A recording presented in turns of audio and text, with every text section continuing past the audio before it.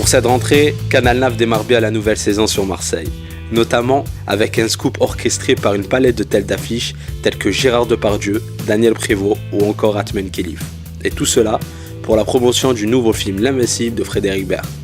Film qui évoque à travers la pétanque, le racisme et par la même occasion l'Algérie et la nationalité algérienne de l'Obélix national Gérard Depardieu qui se revendique incontestablement algérien.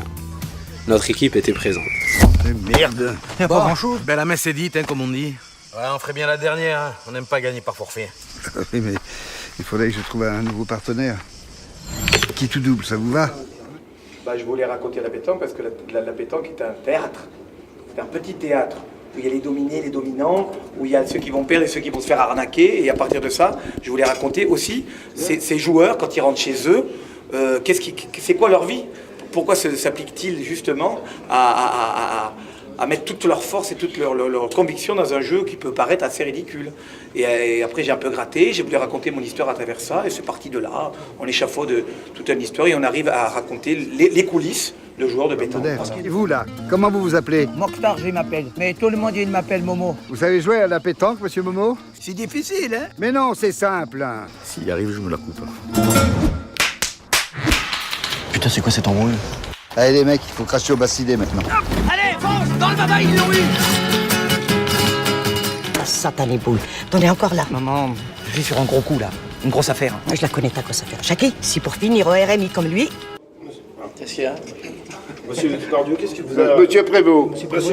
C'est marrant, moi j'ai fait tout le voyage de Paris à Marseille, personne ne me posait question.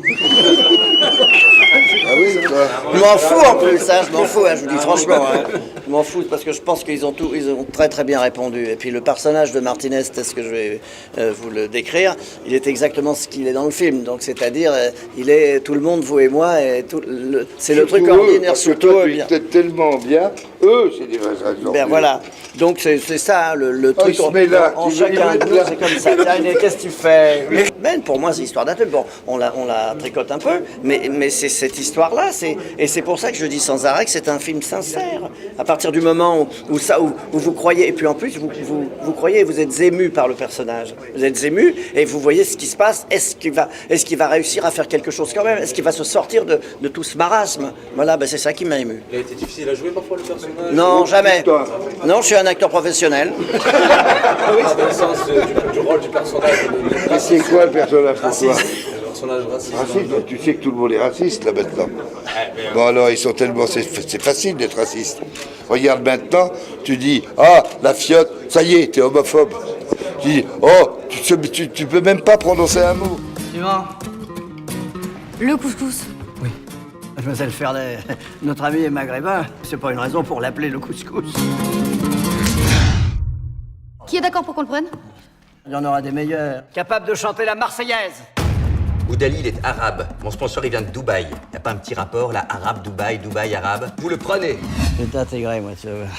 Je voulais juste savoir si vous alliez vous comporter comme un con pendant toute la tournée ou si ça avait des chances de s'améliorer. Jouer en quelque sorte raciste. Pas. Non.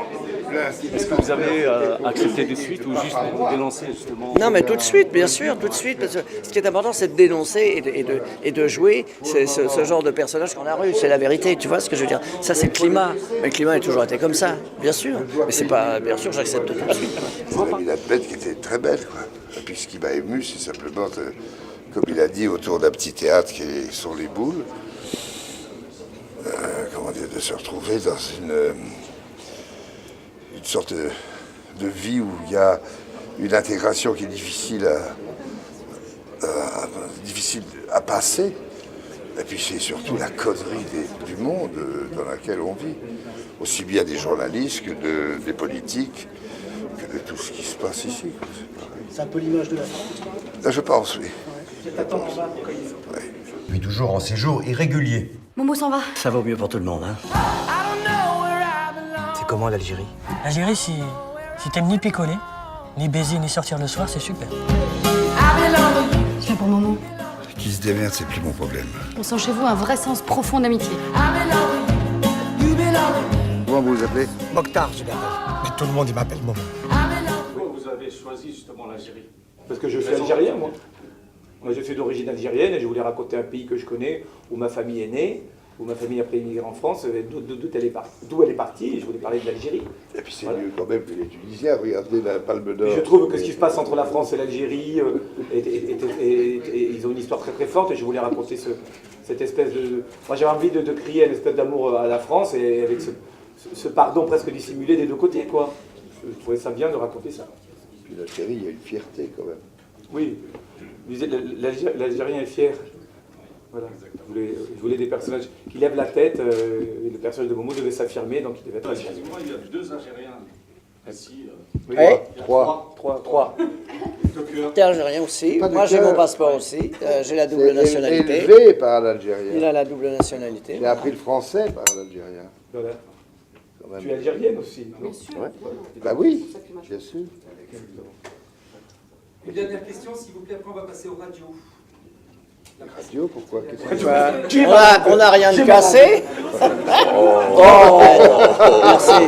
C'est aussi bien. Mais non, mais c'est mieux que certaines répliques. Oui, t'as entendu, c'est-à-dire? On n'a rien de cassé. Parce que la radio, on n'a rien de cassé. Oui, alors donc... Vous allez te dire. Au niveau de la distribution, c'est qu'on vient d'Algérie pour l'instant. Peut-être qu'on va essayer de le montrer en Algérie, ça serait intéressant. On va le montrer en Algérie. On va le montrer à la livraison. Merci. Ça, c'est la semoule. C'est ma mère qui la prépare. À poil collante. Avec comme toutes les mères. Non, la semoule. On est à la pétanque là. Moi j'ai juste 3 clampins en pantacourt qui jettent des boules de métal, donc je suis obligé de faire du spectacle à l'image. Pardon. Voilà. Donc à ce moment-là, la caméra va vraiment s'amuser à aller chercher les logos là. On va dans le logo. On le voit pas. On le voit le logo. Attendez, dis donc.